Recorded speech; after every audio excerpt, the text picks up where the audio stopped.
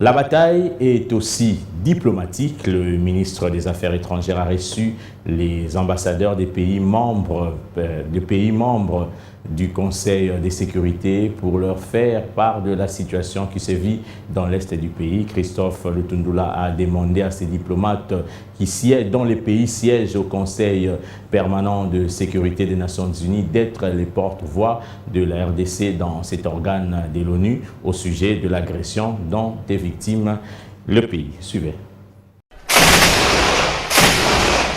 L'agression du M23 à l'est du pays ne s'arrête pas malgré les condamnations de la communauté internationale.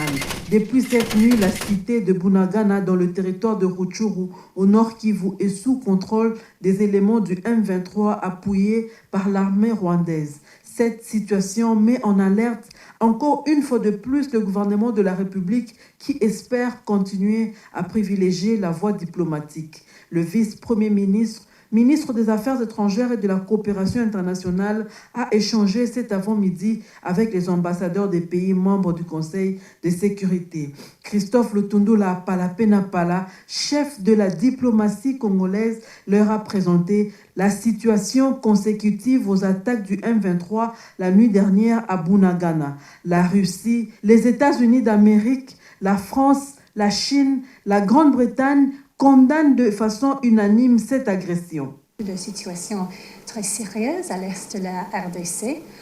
La Grande-Bretagne est vraiment concernée de la situation et nous donne tous nos efforts pour assister nos amis dans la région de résoudre les problèmes. Le vice-premier ministre, ministre des Affaires étrangères, nous a informé de la prise d'une ville. Elle a demandé d'exprimer et condamner des attitudes du Rwanda. Nous allons transmettre ce message à notre hiérarchie pour la prise d'une décision, mais j'ai déjà rassuré Monsieur le vice-premier ministre que la Russie soutenait et soutient toujours la République démocratique du Congo. Donc nous suivons la situation dans l'Est du pays et nous restons alarmés par les attaques transfrontalières. Et c'est une situation que nous prenons au très sérieux. La RDC peut tout à fait compter sur la France.